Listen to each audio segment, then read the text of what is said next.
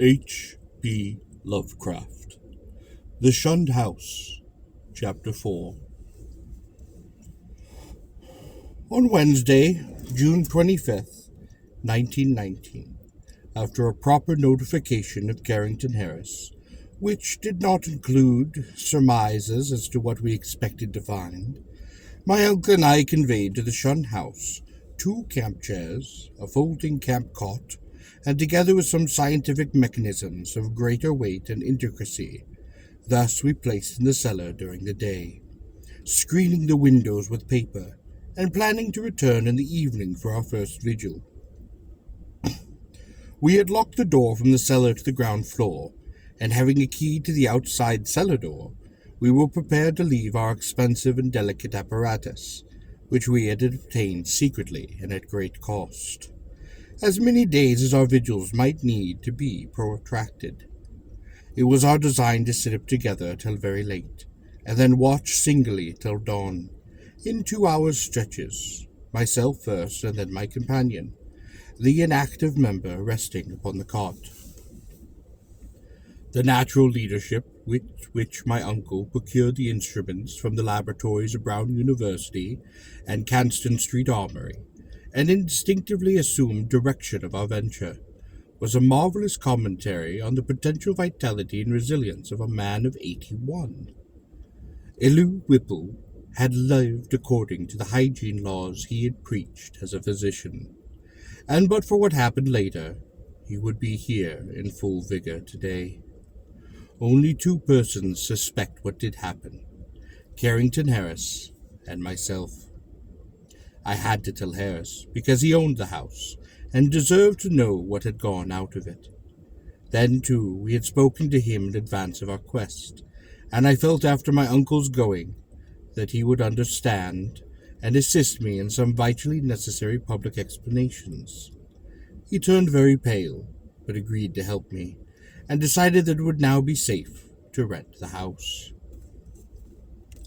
To declare that we were not nervous on that rainy night of watching would be an exaggeration both gross and quite ridiculous. We were not, as I have said, in any sense childishly superstitious, but scientific study and reflection had taught us that the known universe of 3 dimensions embraces the merest fraction of the whole cosmos of substance and energy. In this case, an overwhelming preponderance of evidence from numerous authentic sources pointed to the tenacious existence of certain forces of great power, and so far as the human point of view is concerned, exceptional malignancy. To say that we actually believed in vampires or werewolves would be a carelessly inclusive statement. Rather must it be said that we were not prepared to deny the possibility of certain unfamiliar and unclassified modifications of the vital force and attenuated matter, existing very infrequently in 3-dimensional space because of its more intimate connection with other spatial units, yet close enough to the boundary of our own to furnish us occasionally manifestations which we, for lack of a proper vantage point, may never hope to truly understand. In short, it seemed to my uncle and me that an incontrovertible array of facts pointed to some lingering influence in the Shunned House, traceable to one or another of the ill-favored French settlers of 2 centuries before, and still operative through rare and unknown laws of atomic and electronic motion, that the family of Ruler had possessed an abominable affinity for outer circles of entity, dark spheres which for normal folk hold only repulsion and terror. Their record history seemed to prove, had not then, the riots of those bygone 1730s set moving certain kinetic patterns in the morbid brain of one or more of them, notably the sinister Paul Roulet, which obscurely survived the bodies murdered and buried by the mob, and continued to function in some multiple-dimensional space along the original lines of force determined by a frantic hatred of the encroaching community. Such a thing was surely not a physical or biochemical impossibility in the light of newer science, which includes the theories of relativity and interatomic action. One might easily imagine an alien nucleus of substance or energy, formless or otherwise, kept alive by imperceptible or immaterial subtractions from the life force or bodily tissues and fluids of other and more palpably living things, into which it penetrates, and with those fabric it sometimes completely merges itself. It might be actively hostile, or it might be dictated merely by blind motives of self-preservation. In any case, such a monster must of necessity be in our scheme of things an anomaly, an intruder, whose expiration forms a primary duty with every man not an enemy to the world's life, health, and sanity. What baffled us was our utter ignorance of the aspect in which we might encounter the thing. No sane person had even seen it, and few had ever felt it definitely. It might even be pure energy, a form ethereal and outside the realm of substance.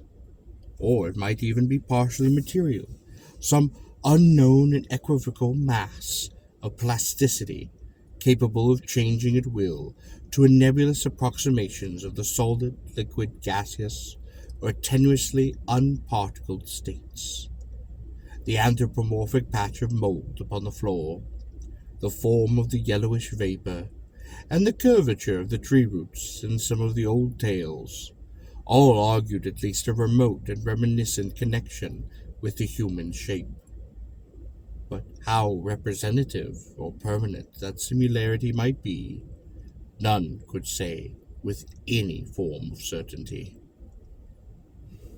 We had devised two weapons to fight it: a large and specially fitted Crookes tube operated by powerful storage batteries and provided with peculiar screens and reflectors, in case it proved intangible and opposable only by vigorously destructive ether radiations, and a pair of military flamethrowers of the sort used upon the World War, in case it proved partially material and susceptible of mechanical destruction.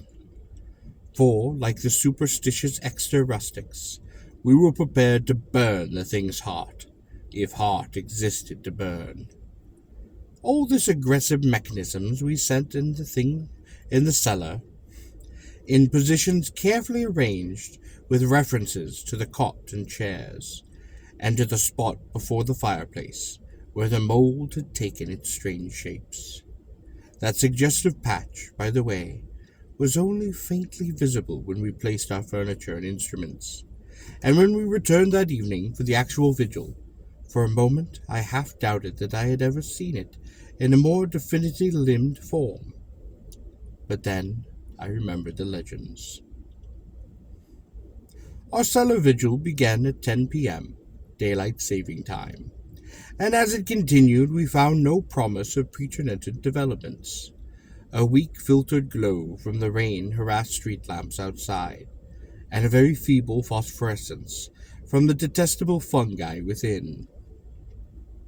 It shewed the dripping stone of the walls, from which all traces of whitewash had vanished. The dank, fetid, and mildew-tainted hard earth floor, with its obscene fungi, the rotting remains of what had once been stools, chairs, and tables, and other more shapeless furniture. The heavy planks and massive beams of the ground floor overhead, the decrepit plank door leading to bins and chambers beneath other parts of the home, the crumbling stone staircase with ruined wooden handrail, and the crude and cavernous fireplace of its blackened brick, where rusted iron fragments revealed the past presence of hooks, andirons, spit, crane, and a door to the Dutch oven. These things, and our austere cot and camp chairs, and the heavy and intricate destructive machinery we had brought. We had, as in my own former explanations, left the door to the street unlocked, so that a direct and practical path of escape might lie open in case of manifestations beyond our power to deal with. It was our idea that our continued nocturnal presence would call forth whatever malign entity lurked there, and that being prepared we could dispose of the thing with one or the other of our provided means as soon as we had recognized and observed it sufficiently.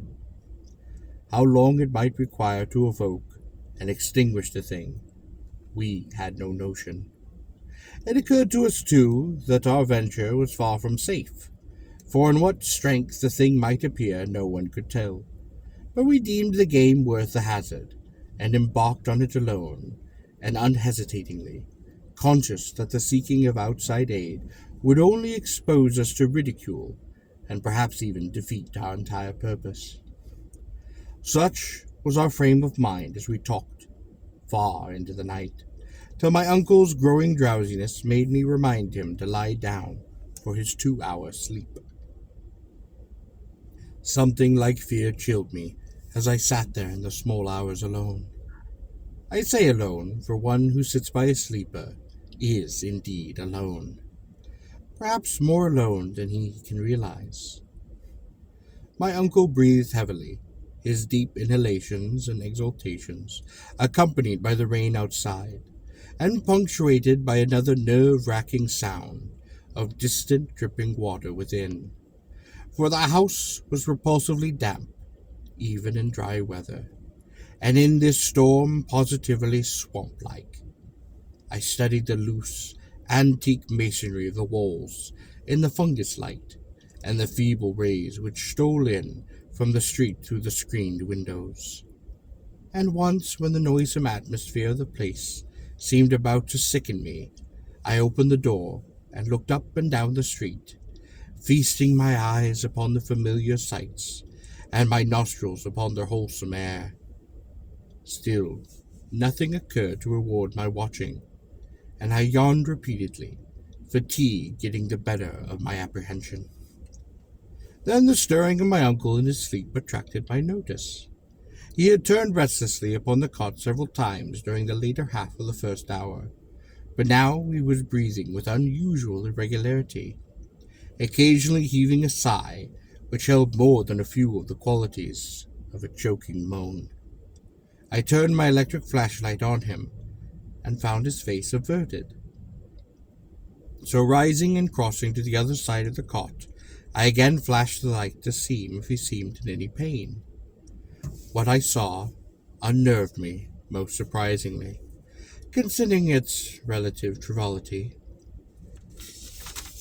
It must have been merely the association of any odd circumstance with that sinister nature of our location and our mission, for surely the circumstance was not in itself frightful or even unnatural.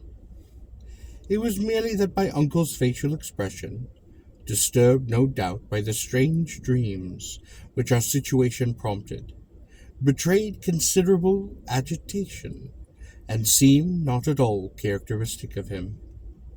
His habitual expression was one of kindly and well-bred calm, whereas now a variety of motions seemed struggling within him.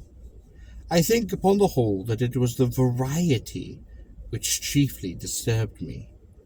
My uncle, as he gasped and tossed in increasing perturbation, and with eyes that had now started to open, seemed not one, but many men, and suggested a curious quality of alienage from himself.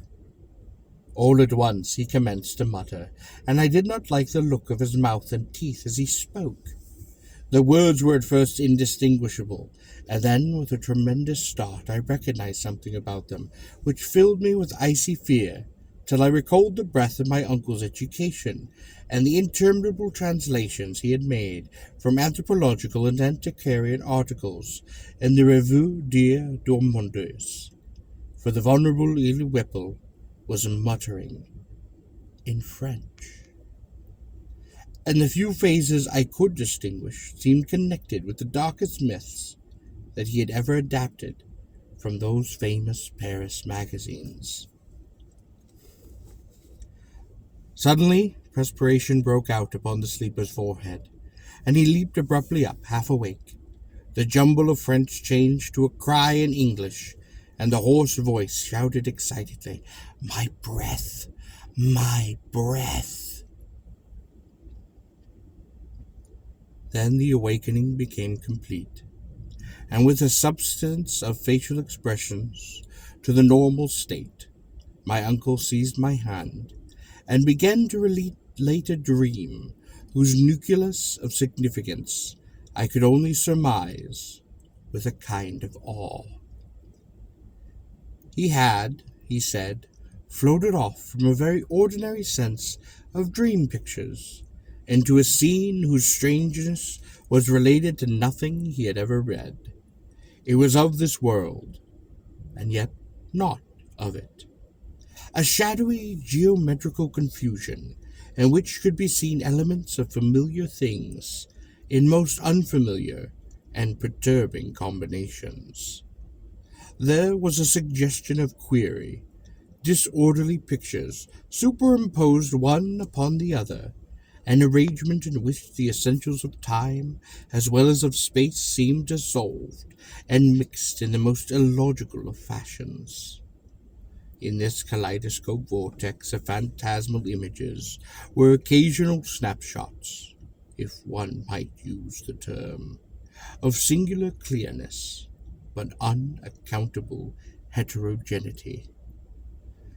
Once my uncle thought he lay in a carelessly dug open pit, with a crowd of angry faces, framed by straggling locks and three-cornered hats, frowning down upon him.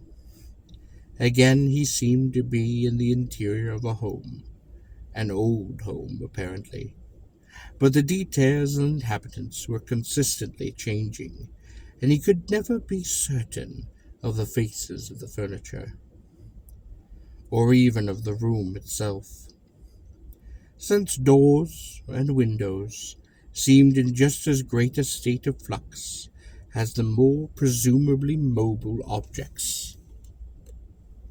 It was queer. It was damnably queer, and my uncle spoke almost sheepishly, as if half expecting not to be believed.